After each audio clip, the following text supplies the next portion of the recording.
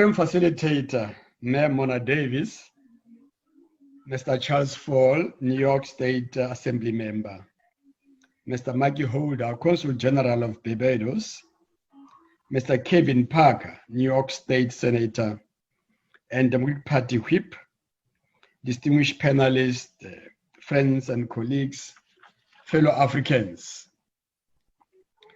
Program Director, allow me first to convey happy Africa Day greetings from President of South Africa and current Chair of the African Union, Mr. Cyril Ramaphosa.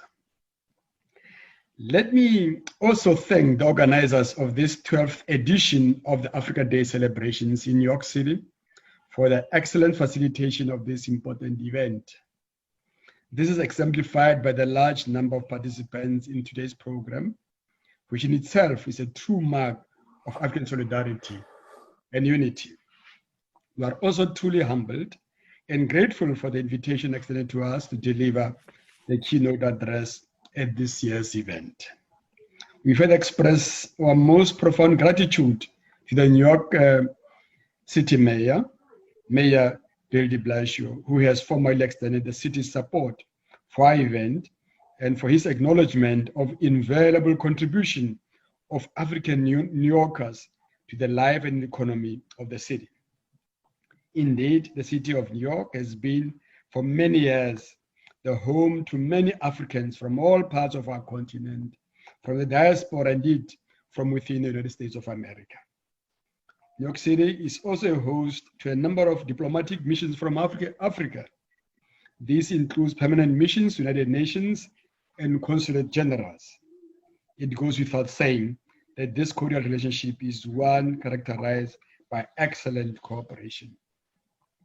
Ladies and gentlemen, it is a great honor and privilege to address you in our capacity as the chair of the African Union, whose predecessor, Operation of African Unity, OAU, was founded on this day, 25th of May, 57 years ago in 1963. Due to political and cultural significance that the founding of the OAU had in our common fight for the total liberation of our motherland from the vestiges of colonialism and Eastern evil, apartheid, this historic day evolves from being known as African Freedom Day, African Liberation Day, and more recently, Africa Day. Throughout the years, fellow Africans on the continent, the diaspora, indeed the world over, have celebrated this historic day, both in recognition of its sacrifices that were made by the great heroes and heroines of Africa in advancing her cause, and most importantly, as an opportunity for Africans to celebrate our rich and diverse heritage that has contributed so much to human civilization as we know it now. The month of Africa, the month of May being Africa Month, along with Africa Day, bring us together with fellow African and brothers and sisters from across the continent to forge a greater unity. It helps us better understand each other as Africans, both on the continent and in the diaspora. Fellow Africans, please permit me to emphasize the following on the umbilical cord that binds Africa and her diaspora. The African Union defines the African diaspora as, and I quote, consisting of Africans of origin living outside continent, irrespective of their citizenship and nationality, and who are willing to contribute to the development of the continent and the building of the African Union, close quote. The AU Constitutive Act declares that the AU shall, and I quote, invite and encourage the full participation of the African diaspora as an important part of our continent in building of the African Union, close quote. It is for this reason that the AU considers the African diaspora as its sixth region. The landmark declaration of the African diaspora at the AU sixth region is more than a symbolic political declaration. It is one informed by substance and a series of strategic tasks that needs to be fulfilled. These tasks are succinctly captured in the landmark declaration of the Global African Diaspora Summit that took place exactly 8 years ago in Johannesburg, South Africa. This declaration is informed by an elaborate program of action that spells out action to be taken in order to enhance the political, economic, and social cooperation of all of us. Crucially, Chairperson,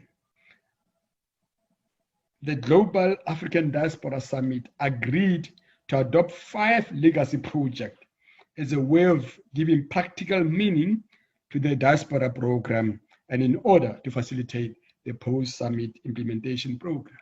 These were: 1, the production of the skills database of African professionals in diaspora; 2, the establishment of the African Diaspora Volunteer Corps; 3, the African Diaspora Investment Fund; 4, a program of the development marketplace for the diaspora as a framework for facilitating innovation and entrepreneurship among African and diaspora; and 5, the African Remittance Institute. I wish to urge everyone who is not familiar with this important document to read carefully, as it gives a clear line of march on the task that lies ahead. Fellow Africans, ladies and gentlemen, the organizers of this important event have aptly themed this year's event Proudly African. For us, Proudly African is not an empty slogan, but rather a substantial affirmation of the following key factors by those who identify themselves as Africans. 1, proudly linking our destiny, lineage, heritage, culture, history, and identity with that of Africa and our motherland. 2, identifying with the African value system of Ubuntu, which entails that each individual member of community sees the community as themselves, as one with them in character and identity. Thus, there is no need for a separation between the individual and the community. 3, acknowledge and celebrate Africa's contribution to human civilization as we know it today. 4, seeing the world from an African perspective, particularly in the production and dissemination of ideas and knowledge. And 5, embracing the principle of Pan-Africanism, which requires that African people, usually considered to be Africans on the continent in diaspora, should work together towards a common goal for the betterment of Africa and her diaspora. Delivering his speech, I'm an African, at the South African Parliament, 8th of May 1996, on the occasion of our adoption of the new constitution of Democratic South Africa, the then President Thabo Mbeki, who later succeeded President Nelson Mandela in 1999, a South African president, said, and I quote, "I am an African. I am born of the peoples of the continent of Africa. The pain of the violent conflict that the peoples of Liberia, Somalia, Sudan, Burundi, and Nigeria, the pain I also bear. The additional shame of poverty, suffering, and human degradation of my continent is a blight that we share. The blight on our happiness that derives from this and from our drift to the periphery of the ordering of human affairs leave us in a persistent shadow of despair. This is a savage road to which nobody should be condemned. This thing that we have done today in this small corner of the great continent that has contributed so diversely to the evolution of humanity says that Africa reaffirms that she is continuing to rise from the ashes. Whatever the setbacks of the moment, nothing can stop us now. Whatever the difficulties, Africa shall be at peace. However improbable it may sound to the skeptics, Africa will prosper. Whoever we may be, whatever our immediate interest, however much we carry baggage from our past, however much we have been caught by the fashion of cynicism and loss of faith in the capacity of the people, let us hear today and say, nothing can stop us now. Close quote. Indeed, with regard to the latter, the African Pan-Africanism was and remains a movement born in the struggle. This struggle was multidimensional in that it traversed the political, economic, social, and cultural spheres across both sides of the Atlantic and beyond. It is for these reasons that the names of the protagonists of these historic struggles occupy sacrosanct places in our hands. This includes the great Kemet, Abyssinian, Ajuran, Oyo, Makumbube, Ashanti, Bakongo, Songhai, Ndongo, and Banama empires in Africa. Among these, we count Kwame Nkrumah, Ahmed Bendela, Julius Nyerere, Nelson Mandela, Winnie Mandela, Mary Mageva, Patrice Lumumba, His Majesty Haile Selassie, Bishop Tutu, Fela Kuti, Hugh Masekela, Thomas Sankara, and Wangari Maathai, and many others. Similarly, from the diaspora, we count among our great Toussaint Louverture, the leader of the Haiti Revolution, Henry Sylvester Williams, Edward Wilmot Blayton, Whip Du Bois, Marcus Garvey, Harriet Tubman, Amy Cisse, Maya Angelou, Franz Fanon, Muhammad Ali, Martin Luther King Jr., Usain Bolt, Angela Davis, Miles Davis, Nina Simone, Pele, Brian Lara, Bob Marley, Michael Jordan, Oprah Winfrey, Venus Serena Williams, Rosa Parks, Malcolm X, Rihanna, and Barack Obama. Ladies and gentlemen, when South Africa, through our president, His Excellency Cyril Ramaphosa, accepted the honor of being the chair of the African Union at the 33rd session of the AU Assembly in Addis Ababa on the 9th of February 2020, he outlined the following priorities that will be the focus of South African chairship of the AU. One, the African Continental Free Trade Union that will enable us to work together through an intra-Africa trade, as it will reignite industrialization and pave the way for African integration into a global economy as a player of considerable scale. Two, enhance the progress that is already underway during the African Decade of Action. Three, establish an African Artificial Intelligence IA Forum that also includes the diaspora. Four, advance women's economic and financial inclusion, as well as address the scourge of gender-based violence. To this end, Cyril will make the adoption of the AU Convention on Violence Against Women a priority, and for the member states to rectify international protocols that outline gender discrimination.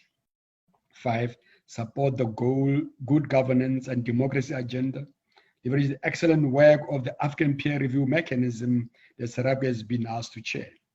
Six, make a contribution to promote peace and security in our collective effort to silence the guns in our continent.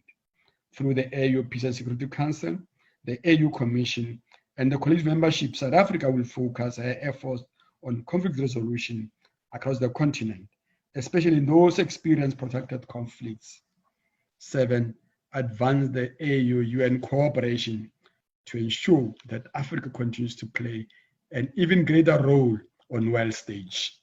Eight, focus on the reform of UN Security Council. Advance the 2030 Agenda for Sustainable Development, meeting Sustainable Development Goals, and giving effect to the 2016 UN commitment on HIV and AIDS. And lastly, 9, addressing the global climate crisis.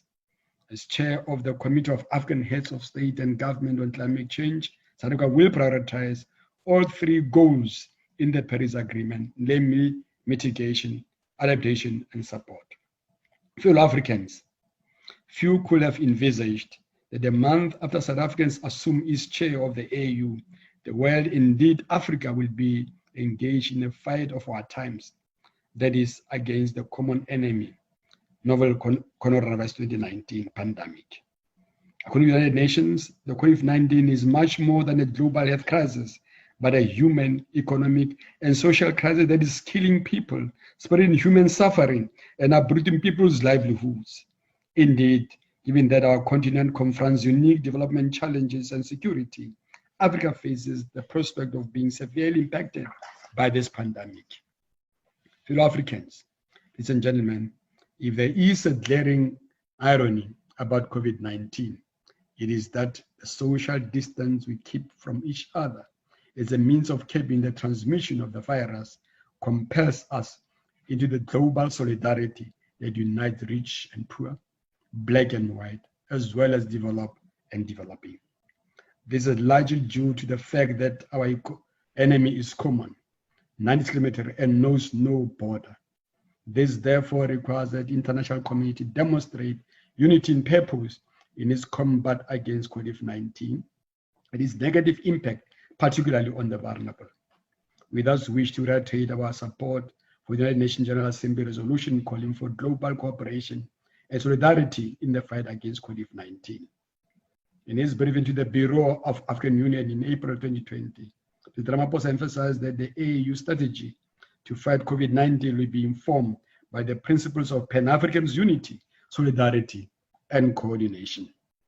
Core to this strategy is mobilizing the resources from the public and private sector in order to strengthen the capacity of African Center for Disease Control and Prevention based in Dakar, Senegal, in the fight against COVID-19 in Africa, particularly the establishment of African COVID Fund. Further, for our fight against COVID-19 and its consequences to be effective, we also require collaboration and cooperation from our international partners. As such, we wish to reiterate our call for the following, among others. 1, a comprehensive economic stimulus package for Africa. 2, suspension of interest payments on Africa's external and public debt. And 3, lift of all economic sanctions imposed on Zimbabwe and Sudan to allow them to adequately respond to the pandemic and save lives. Fellow Africans, ladies and gentlemen, as I have earlier indicated, when South Africa assumed the chair of the AU, we also undertook to make a contribution to more peace and security in our collective effort to silence the guns. This aspiration is as relevant now as it was then. It is in this context that we also express our support for the global ceasefire proposed by the UN Secretary General, Antonio Guterres, in order for the world to focus on one enemy, COVID-19 pandemic. Furthermore, as a non-permanent member of the United Nations Security Council, we are pleased that even during this difficult period, Security Council have been functioning. South Africa will continue to play a role part in the Security Council to contribute to addressing ongoing peace and security matters in Africa, particularly including the DRC, Libya, Mali, Sahel, the Horn of Africa, and the Great Lake Basin, Chad Basin, among others. It is also a matter of great shame that the Western Sahara remains a case of decolonization on the African continent in the year 2020. South Africa has always and will always support efforts to achieve a just, lasting, and mutually acceptable political solution which will provide for self-determination and the independence of people of Western Sahara, as well as the march of freedom for the people of Palestine. South Africa further affirms its full support for the World Health Organization under the capable leadership of one of our own, very own, is Director General, Dr. Tedros Adhanom Ghebreyesus. The WHO has been key in leading the international response to the pandemic, including providing guidance and support to African governments with early detection of the pandemic, training health workers, and strengthening surveillance and in communities. Fellow Africans, our Africa Day that we celebrate today serves as a reminder of the many victories that we as the continent recorded against many formidable enemies. These achievements were in the main made possible by our unity of purpose, underpinned by ideals of Pan-Africanism solidarity, both across the motherland and in our diaspora.